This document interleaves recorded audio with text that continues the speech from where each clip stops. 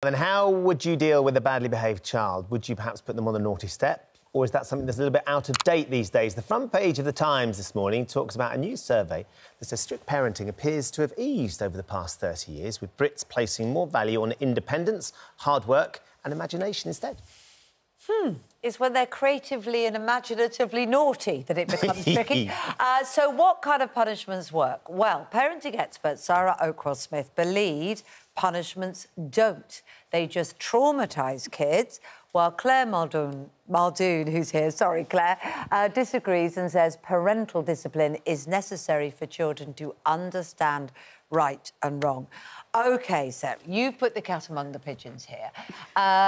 What is the wrong kind of discipline and why does that discriminate against the child? So I think we've got very muddled about discipline in our society, and a lot of people think discipline is the same as punishment. So the only way to make a child to behave better is to punish them, shame them, coerce them, control them and so forth. But discipline has hundreds of different styles. So I'm not anti-discipline. I just advocate for discipline that works with children, helps them to solve problems, acts as a great role model. Of course we say no, of course we take things away from them or stop them doing things, of course there are consequences, but it's about working collaboratively with your children. Can you give us an example, Sarah? Because I think that's the confusion. Everyone be saying, I don't really... What's a collaborative bit of discipline? So imagine you've got two young children and they are hitting each other and fighting over a toy. Yeah. So what I would do is I would step in and, first of all, I'd separate them because nobody wants to leave them to hit each other and hurt each other. I'd take the toy away and say, I can see you're really struggling over this, so I'm going to take this away, separate you, everybody calm down a bit. When they're calm, we'd have a talk like, why were you struggling? Tell me how you were feeling. You tell me how you were feeling. And we'd find a solution together. So we'd collaborate on a solution. What if they don't calm down? Well, they will calm down eventually, and actually the best way... How long do you give?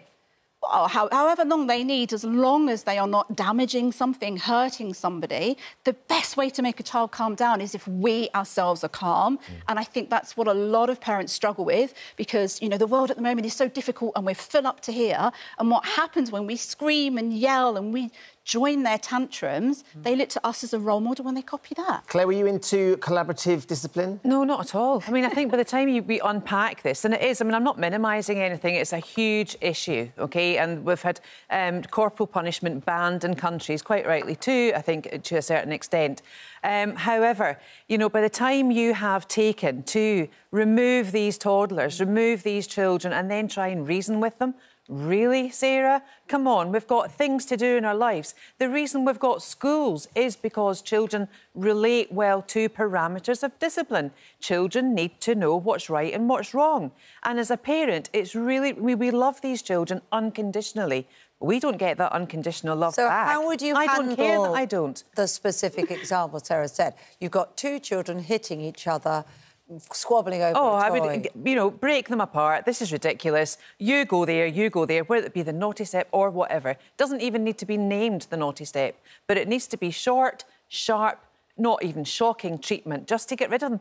These are kids, for heaven's sake. They're not going to remember it when they're 21.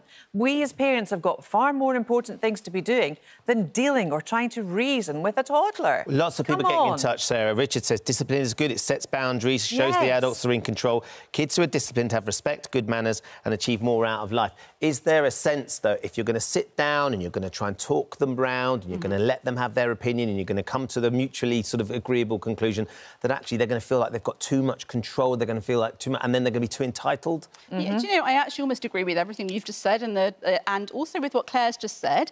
It's just, think about when you were at school and who your favourite teacher was, why you responded to them, why you behaved well from them. It wouldn't have been because they were yelling and shouting and punishing you and hitting you, which actually is still illegal in England today.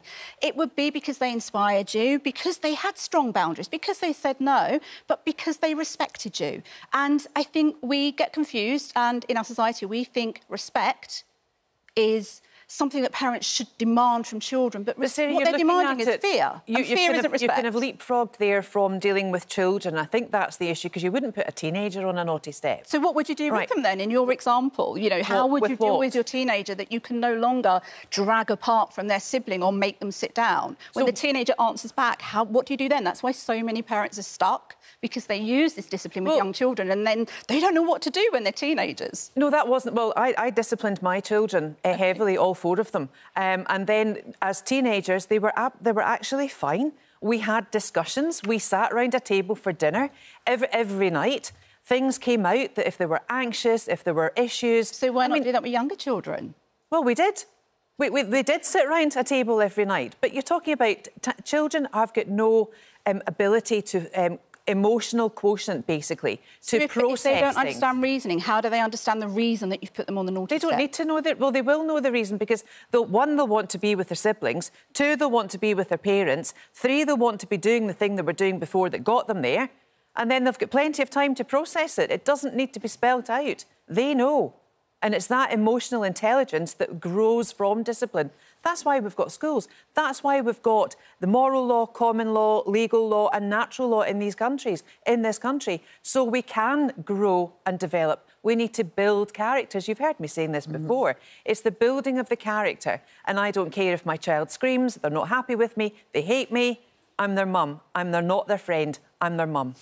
I think that's what some parents feel, isn't it? That sometimes this discussion that you can enter into, particularly with a very young child, the truth is, actually, they might not be able to process it. You're burdening them with a whole adult debate and the clarity of yes, no, sit there until you're reasonable. Yes, no. Great. Sit there, punish them like a dog that you've shut in your kitchen because it's eaten the wrong toy or something. We've just said they don't have the emotional understanding. A toddler doesn't sit in the naughty step and think about what they've done and what they could do differently next time. They sit in the naughty step, scared. They develop something psychologists they're not scared. They're not scared. And they learn, if I'm quiet, you can let me off. And then what happens as they get older, you're teaching them, don't share your big feelings with me because I don't want to help you. That's not true. Bottle it all inside. And then we wonder, 1 in 5 teenagers have a diagnosable mental health disorder. The reason 1 in 5 of them have got a diagnosed mental health disorder now is because CAMHS is failing. The schools are promoting, if anything's wrong with you, it must be a mental health issue. And that's the growth. Actually, if you look at the data that's going to come through, you will actually see that psychiatrists and psychologists... I'm going to use some collaborative discipline. We're out of time. Am I on the naughty step then? Naughty step. Otherwise, Lorraine's going to put Sarah, both of us on the naughty step.